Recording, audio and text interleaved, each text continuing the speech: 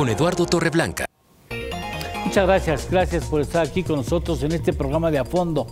Decidimos hacer un programa pensando en las generaciones de nuestro país, en la generación de mexicanas y mexicanos que no han conocido una inflación de 2 dígitos, ya no digamos de 3 dígitos, de 2 dígitos, que no saben lo que significa la inflación, que comienzan a experimentarla y que no saben cómo tienen que manejar sus finanzas personales o las finanzas de la empresa en un contexto así. Parece mentira, ¿no? Nosotros que pintamos canas, la mayor parte ya vivimos inflaciones de 3 dígitos casi o prácticamente de 160%. Es para nosotros una gran inflación, pero hay en el mundo ejemplos de inflaciones de miles por ciento o de 450%. En fin, tocamos madera de que eso no suceda nunca más en México. En todo caso, hoy vamos a hacer un programa que le va a permitir a usted, y espero que logremos nuestro objetivo, comprender el proceso inflacionario, ver cuáles son aquellos elementos que intervienen en eso, las tasas de interés y cómo tiene usted que darle un tratamiento especial al dinero que llega a la casa o el dinero que llega a la empresa para no gastarlo en tonterías, saberlo gastar y tener siempre un colchón listo por si acaso se requiere alguna emergencia. Y agradezco en ese sentido la gentileza de nuestros invitados e invitada que muy gentilmente aceptaron nuestra invitación. A Abigail Rojo, directora del Instituto de Finanzas Personales. Muchas gracias, Abigail. Gracias por estar con nosotros. Gracias. Jorge Gordillo, director de Análisis Económico y Bursátil de CI Banco. Muchas gracias, Jorge, por estar aquí nuevamente con nosotros. Gracias. Gracias a ti, Eduardo. Gracias, y a Rolando Talamantes también, gracias por estar nuevamente con nosotros, asesor financiero. Gracias, Rolando, por estar nuevamente en este programa con nosotros. Gracias. Gracias por la invitación, Eduardo. Bueno, lo primero que tendríamos que decir es, aunque ya en eso ya comienza a tener más experiencia las nuevas generaciones, ¿cómo se manifiesta la inflación? No sé, supongo que Rolando y Jorge han de estar ya casados, con hijos, no sé si el caso de Abigail, pero en donde primero se siente duro es en la mesa mexicana, ¿verdad? A la hora de tener que ir a comprar lo que consideramos básico para la familia, Abigail. Bueno, sí, desde luego. De hecho, creo que, este incremento de precios que vemos, no solo, cabe mencionar que no solo es en México, es un tema de índole global. Y ciertamente en donde más se nota de manera particular el impacto es en los alimentos, desafortunadamente, porque todos comemos, es una necesidad básica, pero este incremento de precios en los alimentos impacta de manera distinta a las personas en relación al nivel de ingresos, ¿no? Entonces, es un tema importante que no hay que dejar pasar. Es un tema que hay que atender a tiempo. Cuando el incremento en el costo de los alimentos, como decía, afecta a todos. Y cuando tú destinas un porcentaje relativamente bajo, un 30, 40% de tus ingresos, que en realidad no es tan bajo, a los alimentos, sientes el impacto, pero desafortunadamente hay sectores de la población donde tal vez destinan la mitad de sus ingresos a la alimentación. Entonces, estamos hablando de un tema que es de vital importancia en relación a la toma de decisiones a nivel global, a nivel, de gobierno, a nivel de empresas, a nivel de familias y desde luego a nivel personal, ¿no? Que por ahí podemos empezar el día de hoy. Nos exige estar debidamente informados. Bueno, las amas de casa por lo regular están muy bien informadas porque ellas hacen directamente las compras en el supermercado o en el mercado, en el mercado sobre ruedas o donde compren. Regularmente conocen bien los precios y saben qué está incrementando y qué está más o menos en el nivel o qué productos incluso han bajado. Y en ese sentido, yo creo que lo que deberían de hacer, Rolando, es invitarles a que construyan el ejercicio del menú de la casa en función de los productos que hoy están más cómodos. O sea, si hay caprichos por ahí, a lo mejor vale la pena no cumplirlos, Rolando. Hay dos aspectos importantes que hoy como familias debemos de realizar. Una es un presupuesto de gastos familiar, o sea, saber realmente a dónde se va mi dinero. O sea, aquellos productos que finalmente sí han tenido, como ya lo indicó Abigail, han tenido un incremento mayor, pues tal vez tenga que optar por digamos, reemplazarlos, claro, o por evitarlos. Y en otro aspecto es comparar costos. Bien mencionas, y yo soy franco, yo soy el que hace el súper en mi casa, entonces yo tengo que estar revisando tal vez en diferentes grupos incluso de redes sociales, dónde está cierto producto con un mayor descuento que en otro lugar, para tratar de hacer las vueltas correspondientes y tratar de incluso de seguir cubriendo con ese gasto que es necesario para la familia, sobre todo en la parte de alimentos. Yo no puedo dejar a mi familia sin pan, sin verduras, sin alimentos cárnicos, porque son necesarios para también su desarrollo. Claro, por supuesto, pero sí es importante. A lo mejor, permíteme que te salte tantito, Jorge, para regresar con Abigail. Quizás vale la pena hacer un análisis, una lista de qué estoy gastando actualmente. O sea, analizar incluso anotar hasta el chicle, ¿no? Si usted masca chicle, hasta el chicle entra. Y por supuesto, si usted fuma, pues los cigarrillos. Y si fuma sueltos, pues más caros, por cierto, pues también los tienen que anotar. Para que ustedes deberían de hacer en función de eso una evaluación de en qué se me está yendo el dinero, Abigail. Sí, desde luego el presupuesto que menciona Rolando y que tienes muy bien explicar, Eduardo, es fundamental en la vida de todos. O sea, los gobiernos funcionan a través de presupuestos, las empresas también. ¿Por qué las familias no? O sea, es fundamental contar con un presupuesto de nuestras finanzas personales. Y bueno, este presupuesto a grandes rasgos consiste en en aterrizar en blanco y negro, ¿no? Tener muy claro cuánto estamos ingresando, qué cantidades, con qué frecuencia y cuál es la fuente de esos ingresos. Y por otro lado, tener una gran claridad en cuál es nuestra estructura de gasto. Y esta estructura de gasto pues se podría organizar en diferentes tipos de gasto. Aquellos gastos que son necesarios y vitales para nuestra vida cotidiana, como lo son la alimentación, la hipoteca posiblemente, o si tienes casa propia, el transporte, las escuelas, etcétera, la luz, el gas, el teléfono, etcétera, que todo eso constituye de alguna forma, son las herramientas que pagamos para mantener nuestro estilo de vida o para vivir.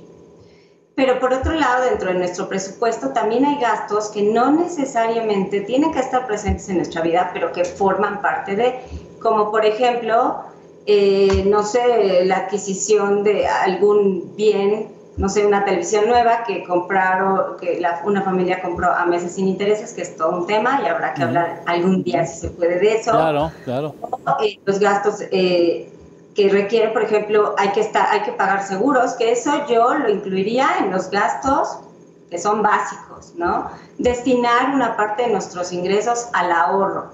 Creo que ese es un concepto, yo diría, lo pondría hasta arriba de la lista, el primero, de lo que yo ingreso, una parte, al menos el 10%, destinarlo al ahorro, y sin embargo hay mucha gente que, vamos, esa palabra no existe, ¿no? En el presupuesto. Entonces, estoy mencionando cómo podríamos a grandes rasgos integrar nuestro presupuesto, porque el ponerlo en blanco y negro nos va a permitir conocer cuál es nuestra estructura financiera el día de hoy.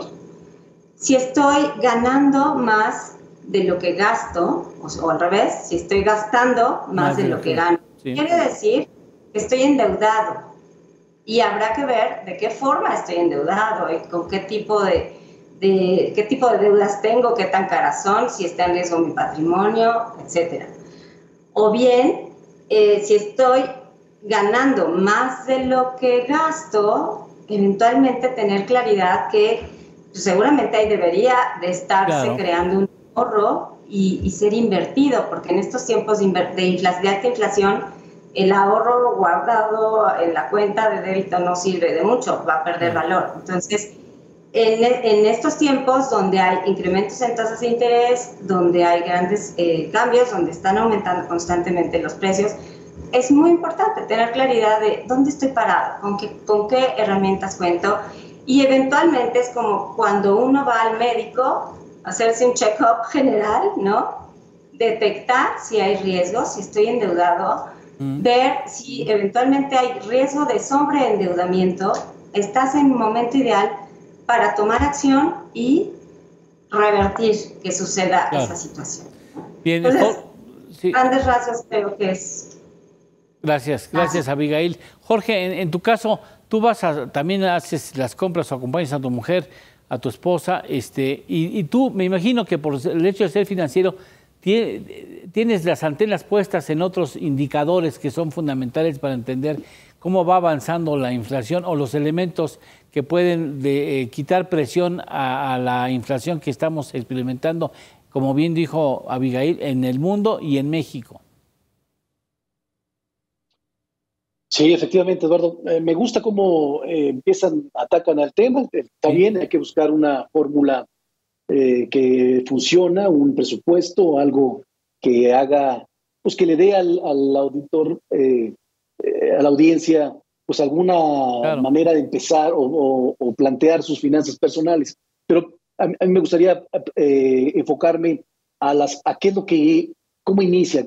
Hay que darle explicación al que escucha qué significa la inflación, porque como controles tus finanzas tiene mucho que ver con tus gustos, ¿no? Y bueno, la inflación, el fenómeno de inflación no es otra cosa que es el constante aumento de precios en los bienes y servicios de la economía. Y normalmente teníamos una inflación controlada alrededor abajito del 4%.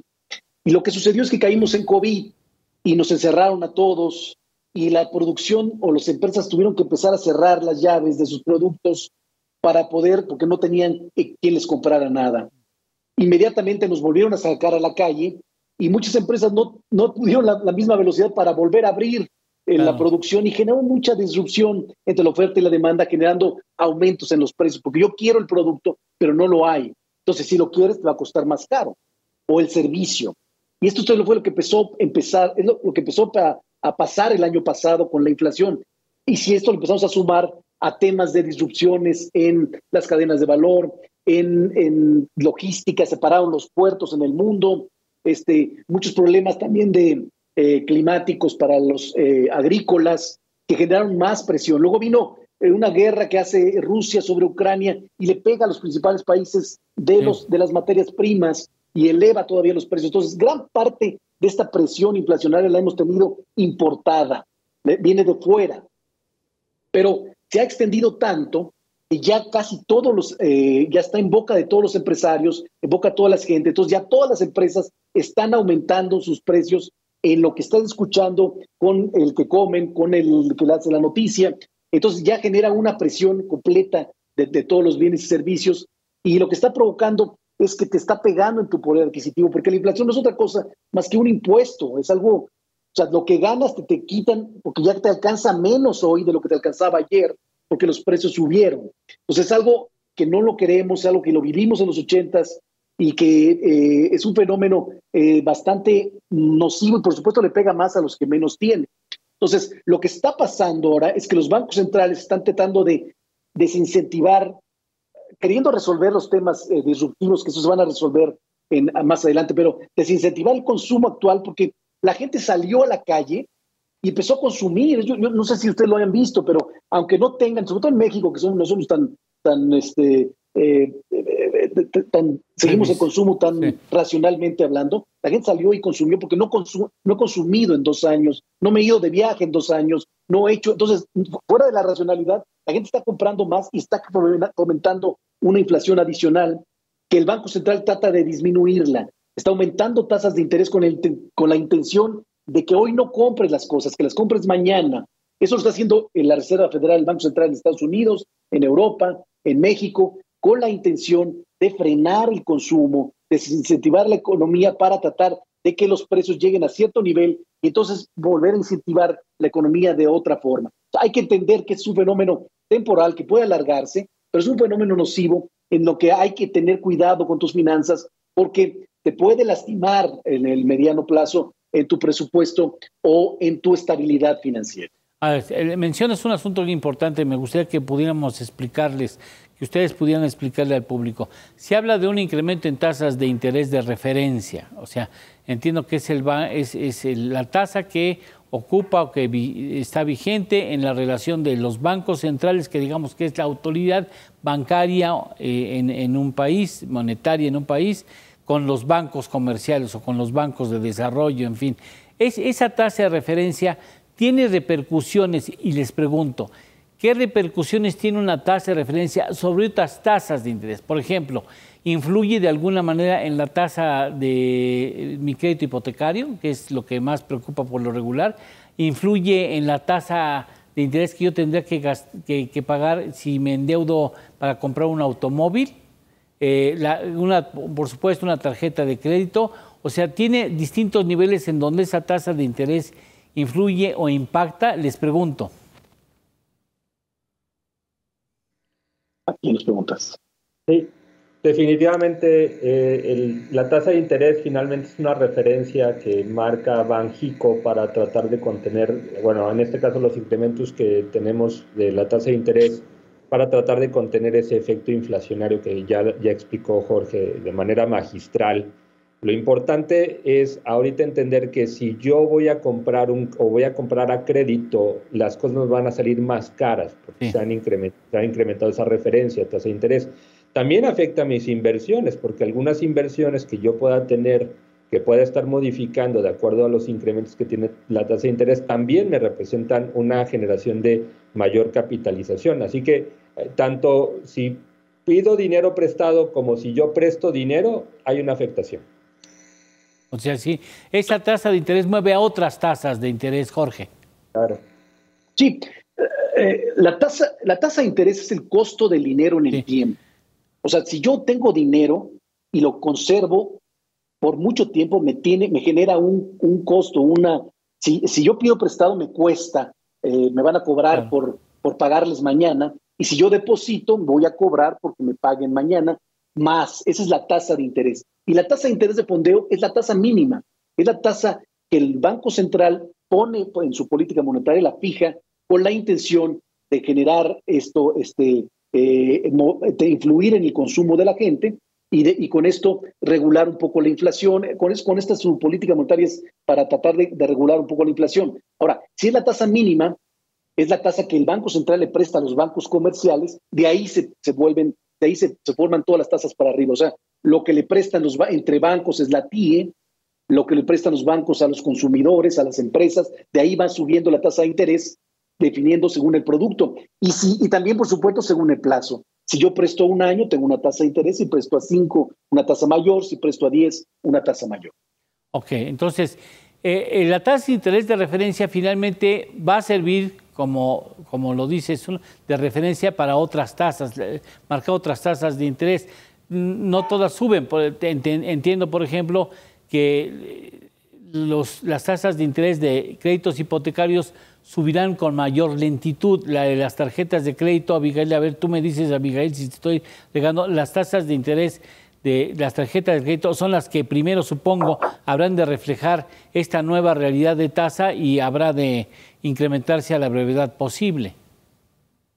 Claro, sí, de hecho, yo creo que en el caso de las tarjetas de crédito, en materia de finanzas personales, en estos momentos tenemos que atender ese tema como de manera prioritaria, ¿no? Porque si la gente no es consciente de este rápido incremento en las tasas de interés, viene de, no sé, tal vez una década en la que eventualmente la gente pagaba el mínimo y sí, se incrementaba la deuda de manera importante y generaba pronto un gran problema de sobreendeudamiento.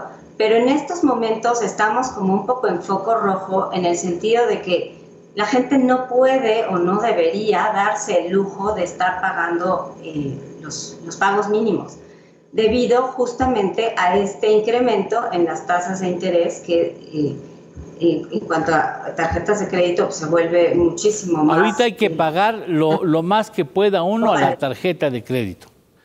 Sí, de hecho, regla de oro es, las tarjetas de crédito pueden ser una excelente herramienta en estos tiempos de inflación, digámoslo así, siempre y cuando sea muy disciplinado, que tengas una gran claridad. Tener una tarjeta de crédito no es tener ingresos extras. Tener una tarjeta de crédito te permite adquirir en el tiempo ciertos bienes, pero debes de tener muy claro cuál es tu capacidad real de pago, de forma que cuando recibas el estado de cuenta y llegue tu fecha de pago, la pagues totalmente, ¿no? Esa es como la forma ideal de utilizar que se les dicen los totaleros, ¿no? Que pagan el total, el préstamo eventual que recibió de la tarjeta, pagan total, no dejan que quede algo sin pagar, ¿no? Exactamente. Y bueno, eso de alguna manera, además de que mantendrás un buen historial crediticio que te va a permitir adquirir en el futuro una serie de bienes o préstamos adicionales, tal vez para adquirir una casa, un auto, etcétera. Entonces, es muy importante hacer conciencia y compartir, ¿no?, con la población en general la importancia de no sobreendeudarse, de tener mucho cuidado con el uso de las tarjetas de crédito, ser totalero y eventualmente, si ya se encuentran inmersos en una deuda, tratar de avanzar lo más que se pueda, tal vez sacrificando otros gastos presentes dentro de su presupuesto, pero que le permitan disminuir el costo. ¿Qué tengo que hacer, Rolando, cuando tengo varias tarjetas? Tengo algunas departamentales, tengo algunas tarjetas de crédito bancarias, tengo quizá un préstamo hipotecario. Estoy pensando, ¿no? ¿Por dónde comenzar? Porque no puedo atender a todas. ¿Cuál debe ser el criterio que yo debo de aplicar para privilegiar el pago a determinada tarjeta?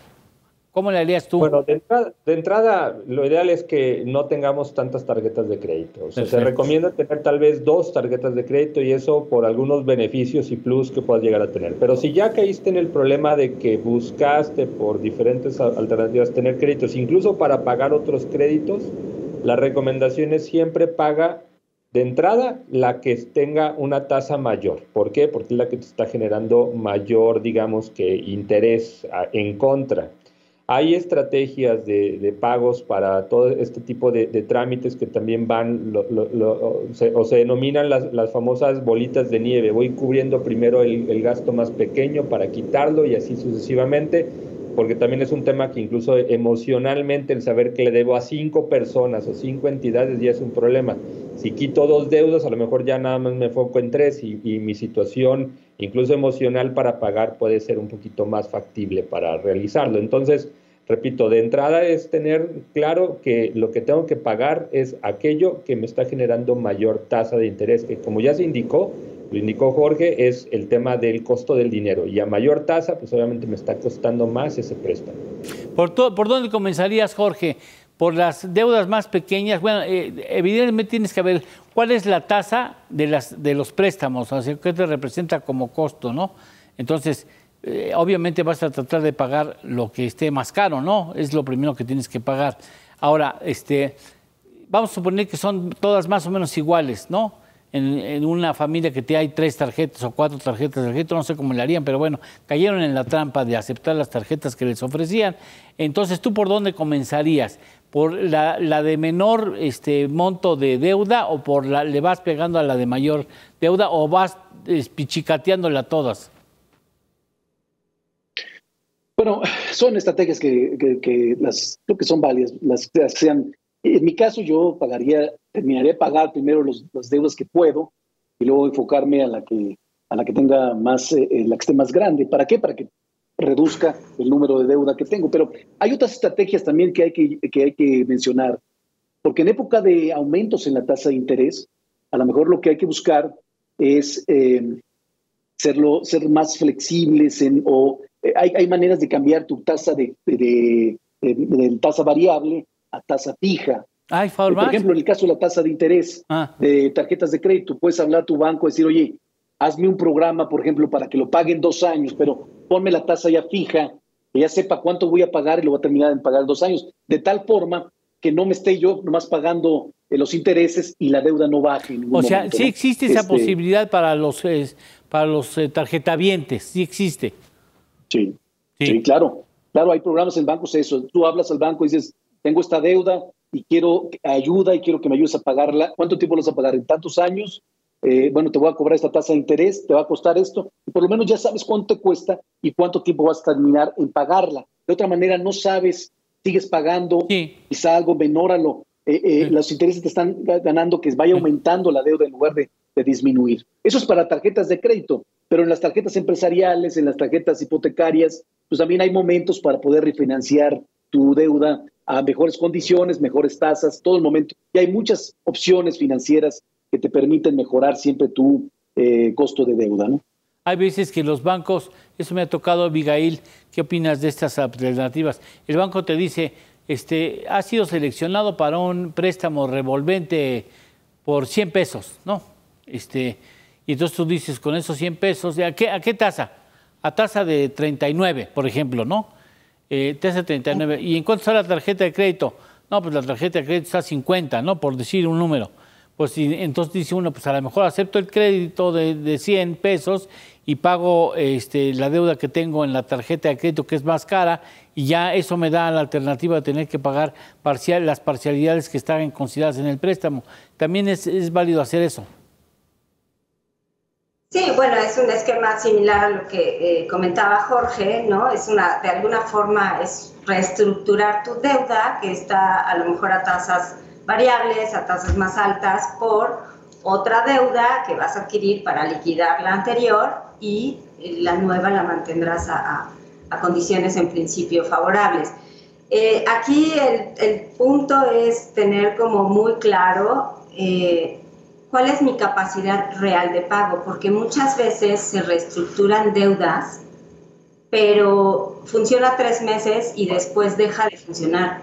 ¿Por qué? Porque al momento de reestructurar no hay un análisis profundo de cuál es la verdadera capacidad de pago de la persona que está reestructurando su adeudo. Es decir, los bancos o las entidades financieras que te ofrecen reestructurar tu deuda acuden a la información que hay, por ejemplo, en el buró de crédito, y pueden hacer un estimado, pero al final del día, la única persona que puede definir realmente cuánto puedes estar pagando en esta reestructuración de deuda eres tú. Claro, esto con cierto conocimiento, ¿no? De lo que son las finanzas personales. Y en un entorno en el que las tasas de interés están incrementándose, el precio de los bienes y servicios también, estamos sumando un poco un riesgo a que no funcione o a que yo pueda dejar de pagar esta deuda reestructurada en el futuro. Bien. Entonces, yo creo que es una muy buena salida, pero habrá que tomar decisiones lo mejor informado posible, y es como cuando vas al doctor. Tienes que decir realmente todo lo que te aqueja para encontrar la mejor solución. Bien. Permítame ir a una pausa comercial y regresamos. Estamos aquí en este programa a fondo.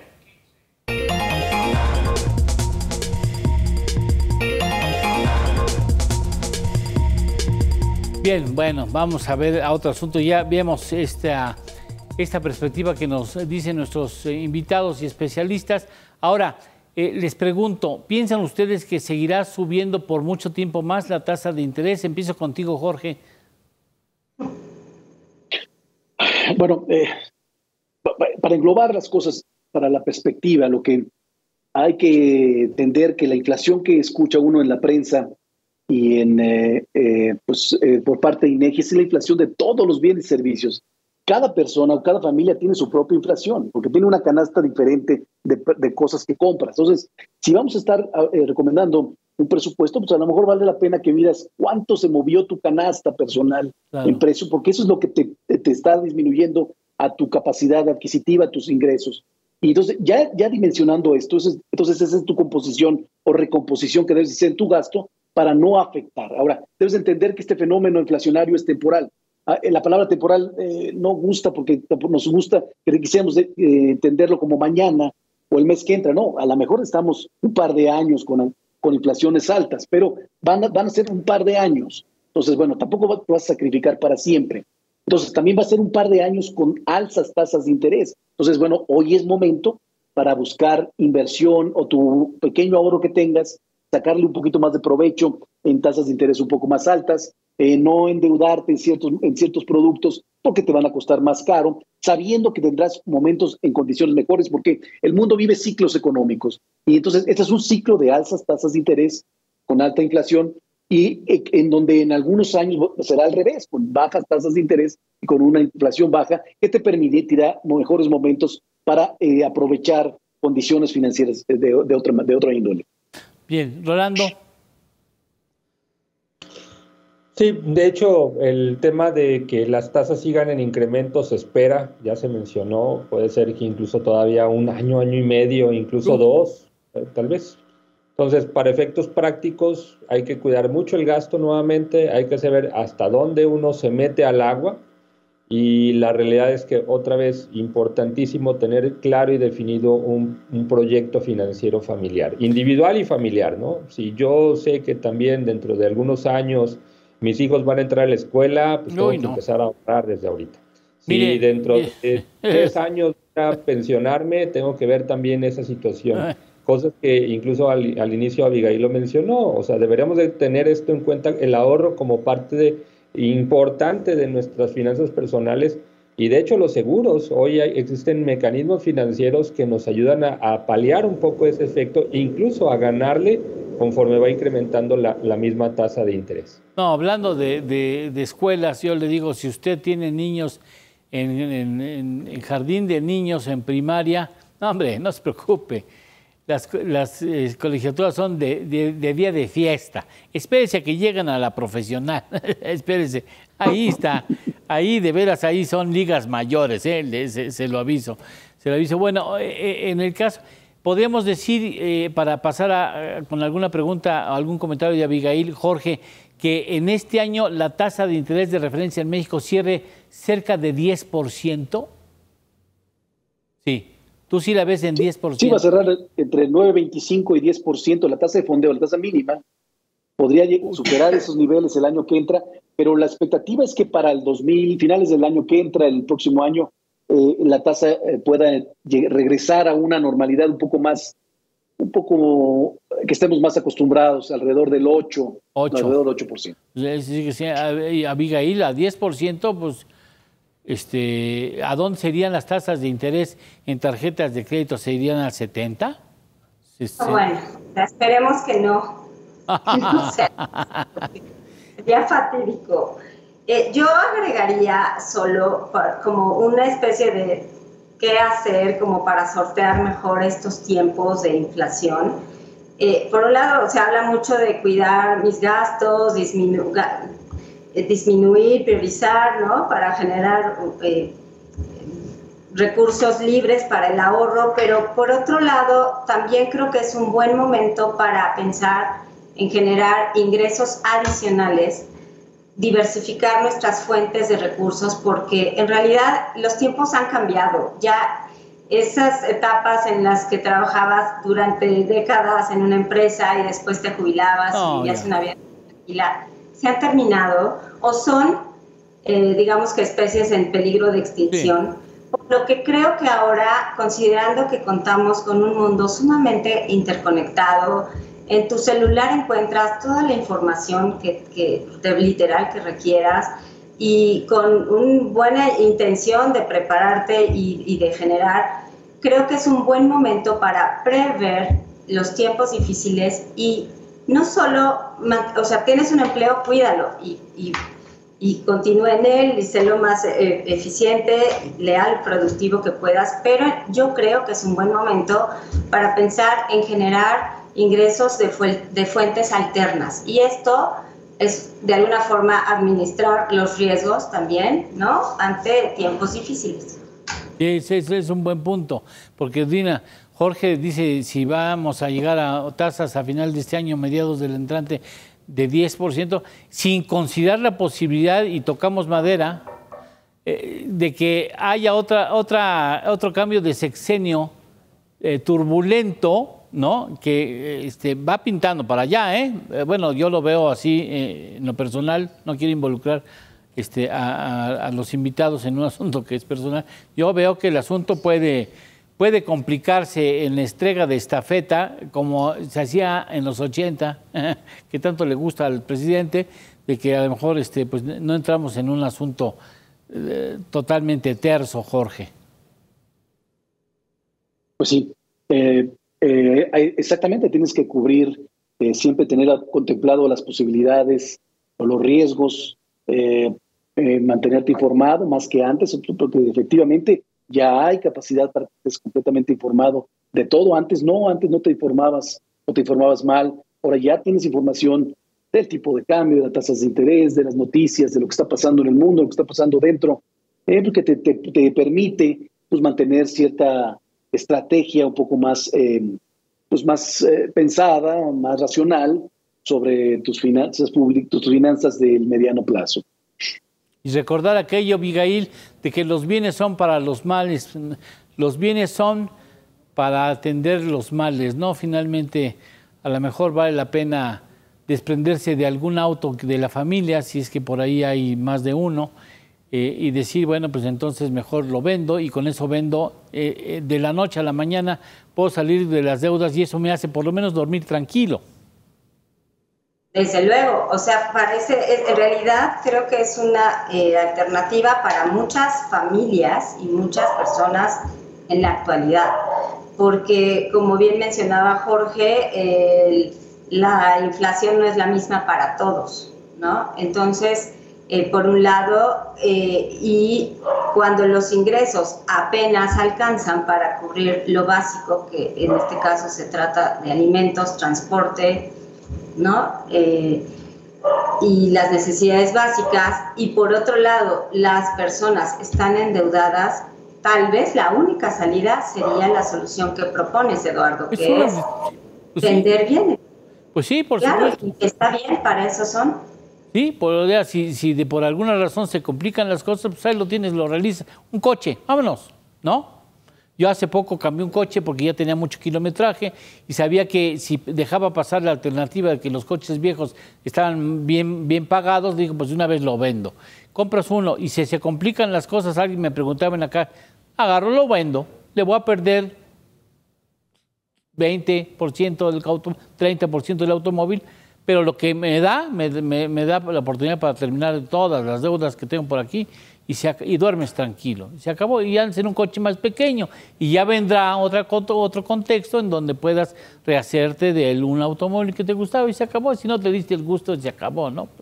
No pasa nada, ¿no? Rolando, ¿cómo la ves? ¿Tú lo harías? Pues es que ese es el tema. Digo, si yo aprendiera de mi pasado para mejorar mi futuro, pues claro que lo haría. El problema es que muchas veces caemos otra vez en los mismos errores, ¿no? Y eso es cíclico. Lamentablemente no nos educan financieramente hablando para tomar buenas decisiones. Ese es un punto, ¿eh? ¿No? Ese es un punto. Aprendemos a base de trancazos en la calle, en el terreno, ¿no? En lugar de que nos hubieran dado desde la primaria, nos hubieran dado educación financiera, las cosas serían mucho más fáciles de entender si hubiéramos tenido esas materias en la escuela, Rolando. Claro, y es que conocemos muy poco precisamente de lo que es la tasa de interés, conocemos poco del tema de los impuestos, conocemos poco del tema de la jubilación o del retiro, ¿no? Entonces, es nuestra obligación aprender, porque si no lo obtuvimos en la escuela secundaria, preparatoria, incluso ni en la universidad, hoy ya también se mencionó, existen muchos mecanismos para aprender desde lectura, redes sociales, páginas especializadas, este programa, por ejemplo, o sea, que lo vea gente para que vayan tomando nota de lo que tienen que hacer. Oye, ya me metí en el problema, ¿cómo le hago para salir? Pero ¿cómo le hago para no volver a caer en el mismo problema? Porque a veces esos problemas pueden ser multiplicados por 2, 3 o por 10. Si no tomo buenas decisiones desde ya, si no empiezo a priorizar mi ahorro sobre el gasto hoy, el día de mañana voy a caer exactamente en el mismo problema. Y hay muchas instituciones o empresas que aprovechan esa situación precisamente para pues todavía exprimir más como limones a las personas, ¿no? Jorge, ¿qué le agregarías a ese aderezo que hemos hecho? Bueno, lo que pasa es que lo que sucede en México es que, les decía hace rato, somos unos consumidores no muy racionales y muchas veces pedimos prestado con la esperanza de que mañana gane más. Pues mañana va a ir mejor y entonces voy a componer mis finanzas y entonces ya con eso ya no me va, porque hoy está muy lastimada la deuda. Hoy estoy muy forzado, apenas vivo al día, pero sé que voy a ganar mañana más y con esto voy a acomodar. Si este es tu caso, entonces sí, reacomoda tus bienes y págalo. Pero si no, si está dentro de tu perfil, de tu rango que tienes contemplado en tus finanzas, te endeudaste con un razonamiento, con algo razonable, entonces no, porque tu tasa va a ser fija, sabes lo que vas a pagar, y en el caso de un carro, no es una inversión, es simplemente un instrumento que te lleva al trabajo, es una herramienta que te sirve para darte tranquilidad, no sufrir en el transporte público, lo que sea. Pero si, por ejemplo, compraste una casa, ahí sí es un instrumento quizá de inversión, que estás buscando que tenga una plusvalía para mañana, entonces no necesariamente es conveniente venderlo siempre. Entonces hay que tener un poco de razonamiento sobre cuál fue tu plan en un principio de endeudamiento. No todo endeudamiento es malo. Si te endeudaste porque te va a generar más ingresos mañana, por ejemplo, una deuda para una maestría o una deuda en un bien inmueble, a lo mejor te funciona, ¿no? Pero hay que saber en qué estás planteado en cuanto a tu presupuesto y ante eso tomar la decisión que sea más cómoda para ti. Pero es cierto lo que mencionan ustedes. Las canas dan puntos para solucionar problemas así. O sea, ya no nos cosemos al primer hervor, ¿no? Ya en el caso de Jorge, no sé si de Rolando y evidentemente de Abigail, no. El haber vivido la crisis de los 80 te da otra perspectiva de las cosas, ¿no? A lo mejor nuestros hijos dicen, papá, ¿venderías el coche? Por supuesto que sí, el coche lo vendo mañana y pasado mañana me compro otro. No hay ningún... Ahora, las nuevas generaciones ya no quieren coche, ¿eh? Tampoco quieren casarse y tampoco quieren niños. Entonces, tienen otra perspectiva de la que nosotros teníamos, Jorge, aunque tú reconozco que eres bastante más joven que yo, pero nosotros pensamos crecimos con una idea de cómo tenemos que llevar nuestro futuro y ahora los chavos piensan en otros terrenos totalmente distintos, Abigail. Sí, es una realidad, de hecho, bueno, es una realidad un poco triste porque también hay que considerar que el ingreso el promedio de los jóvenes actualmente, en términos de poder adquisitivo, para poder hacerse de un bien inmueble, por ejemplo, no tiene absolutamente nada que ver con el ingreso que tenían nuestros padres, ¿no? Donde, digo, no tengo el dato a la mano, pero necesitabas claramente una menor cantidad de años trabajados, ¿no? En ingresos para adquirir un bien inmueble, por ejemplo. Entonces, sí, ciertamente es una condición más difícil, pero por otro lado, el mundo está cambiando y no podemos revertir esos cambios. Entonces, creo que lo mejor que podemos hacer es actuar con lo que tenemos a la mano y buscar formas eficientes de, pues, vivir mejor y formar un patrimonio, ¿no? Ahora existen distintas formas de crear patrimonios. También creo que eso ha cambiado. Entonces, al final del día creo que es indispensable la formación en materia de finanzas personales, como bien lo mencionas, Eduardo, desde la niñez, porque en los hogares y entre las personas difícilmente se habla de dinero. Y esto de alguna manera es el origen que da lugar a que vayamos por la vida tomando decisiones totalmente emocionales, como mencionaba Jorge.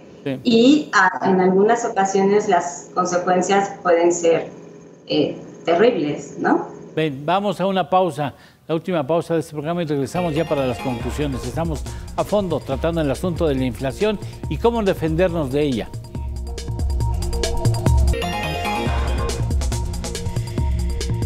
Bien, vamos a manera de conclusión. Vamos a tratar de pensar en quienes están experimentando por ocasión primera inflaciones de la talla del 8 o 9%, que están viendo subir las tasas de interés, que no saben hasta dónde va a llegar el incremento y que sabemos que, gracias a ustedes, que esto va a impactar en otras tasas de interés y que tendríamos que atenderlo lo antes posible, el pago de las deudas que hemos contraído justificada o injustificadamente en meses recientes. Rolando, un par de consejos, una terna de consejos a nuestro público.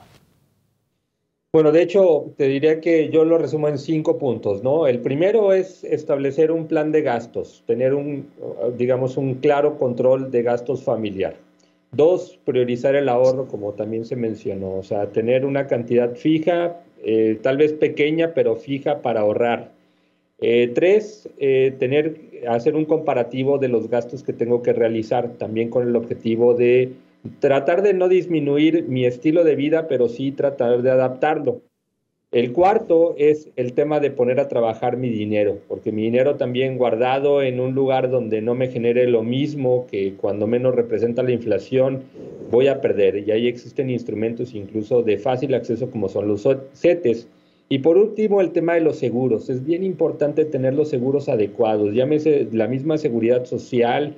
Estoy hablando de estar cotizando al IMSS o al ISSSTE, dependiendo de las condiciones. Y si no lo estoy haciendo, como más de la mitad de la población económicamente activa en México, tratar de buscar la alternativa de tener los seguros adecuados, porque ya vimos que la pandemia lamentablemente nos quitó a muchas personas que formaban parte incluso no solamente de una familia, sino que eran pilares económicos. Entonces, sí, sabemos que hay familias que hoy van a tardar en recuperarse. Si cuento con los seguros adecuados, llámese gastos funerarios, seguros de vida, gastos médicos mayores, pues es importante que yo analice dentro de toda esa estructura cómo establecerlos en mi panorama familiar. Jorge, desde tu punto de vista, ¿qué le recomendarías al público que nos ha atendido en los pasados minutos?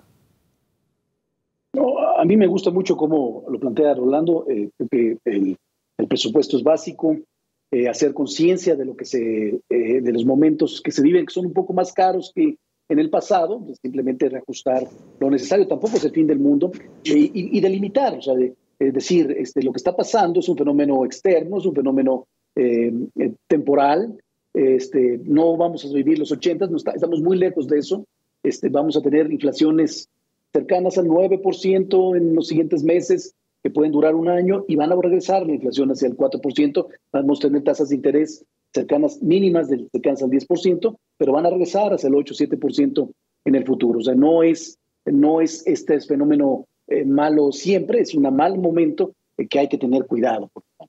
Sí, ayuda el hecho de que en estos momentos esté el precio internacional del petróleo bajando, del que hay una baja, esperemos que sea permanente, o que avance esa baja. Eso ayudará mucho, no solamente a México, al mundo entero, Jorge, el hecho de que la expectativa de la recesión, la expectativa de un año difícil para China, que es la segunda economía y uno de los principales consumidores de petróleo en el mundo, todo eso podría ayudar a que las cosas se tranquilicen un poco, ¿no?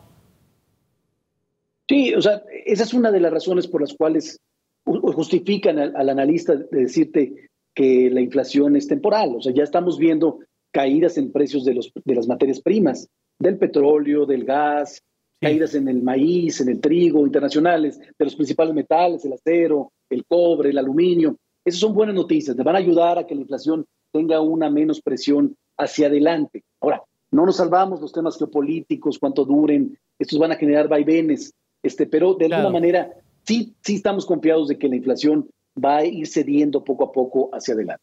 Bien, Abigail, de tu parte.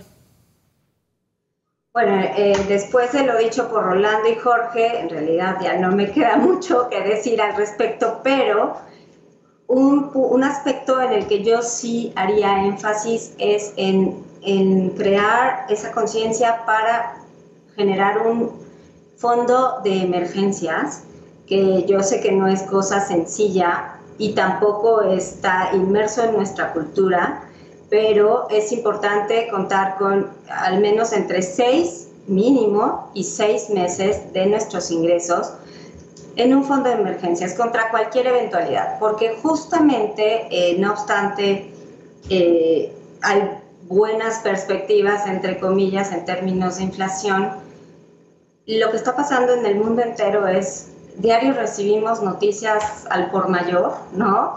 Y no son noticias, son noticias que impactan. Entonces, yo creo que ahora más que nunca el panorama es incierto. Creo que México, dentro de lo que cabe, lo está haciendo, dentro de lo que cabe, lo está haciendo bien. Se está conteniendo la inflación dentro de lo que cabe en relación a otros países. Pero hay incertidumbre demasiada y yo creo que contar con este fondo de emergencias va a ser muy útil para que las personas y las familias lo transiten de la mejor manera, ¿no? Es un buen punto. Si algo nos enseñó, entre muchas cosas más, por cierto, la pandemia, es que hay sorpresas, Hay sorpresas y en casa tenemos que estar listos para enfrentarlas cuando llegan, ¿no? Entonces yo creo que no está de más, al contrario, es muy prudente tu mensaje y tu consejo. Hay sorpresas en la vida, da sorpresas, así es que más vale ir guardando un poco de dinero mensualmente para que cuando lleguen no nos tomen con una mano delante y otra atrás, porque ahora México ha vivido gastos catastróficos en muchas familias, y tienen que pagar por años la muerte de uno o de varios seres queridos, porque no se tenía previsión de un gasto funerario, por ejemplo, o de un gasto de emergencia de un tanque de oxígeno, por ejemplo. Son cosas que debemos de aprender después de la experiencia. Muchas gracias. Gracias a Jorge Gordillo, muchas gracias a Jorge Gordillo, director de Análisis Económico y Bursátil del CI Banco. Muchas gracias, Jorge. Quiero decir, Jorge, gracias. Gracias por estar aquí. Bueno, para ti me imagino que fue un programa así de segunda división, no alta finanza, pero yo creo que es importante también que ustedes que están en contacto con el consumidor final puedan contribuir en estos medios para ayudarles a entender cómo deben manejarse las cosas. Te lo aprecio mucho, Jorge, tu esfuerzo. Gracias por estar con nosotros. No, gracias a ti, hermano. Rolando, muchas gracias, Rolando, que te vaya muy bien. Muchísimas gracias por tu consejo. Gracias por tus consejos. Gracias. Abigail, muy amable, Abigail Rojo, quien es directora del Instituto de Finanzas Personales. Gracias por estar aquí con nosotros en esta su casa, ¿sí? Gracias, hasta muy pronto, espero. Gracias, y nosotros tenemos una obligación de estar debidamente informados. Vamos con Leonardo Ferrara. Él tiene toda la información bajo el brazo y está listo para otorgársela a usted en los siguientes minutos. Gracias, Lalo. Me da gusto saludarte. Igualmente. Y en este espacio, en sustitución de Yoli Ramírez, vamos a hablar, entre otros temas, del fracaso de las fiscalías, antes llamadas procuradurías, para que solamente nos demos una idea. De cada 10 delitos en México, 9 no se resuelven. A ese tamaño, pues es lo que estamos viviendo todos los mexicanos. De esto y más vamos a hablar en un momento, pero pues vamos rapidísimo un corte y regresamos. Te escucharemos con mucha atención. Gracias. Gracias.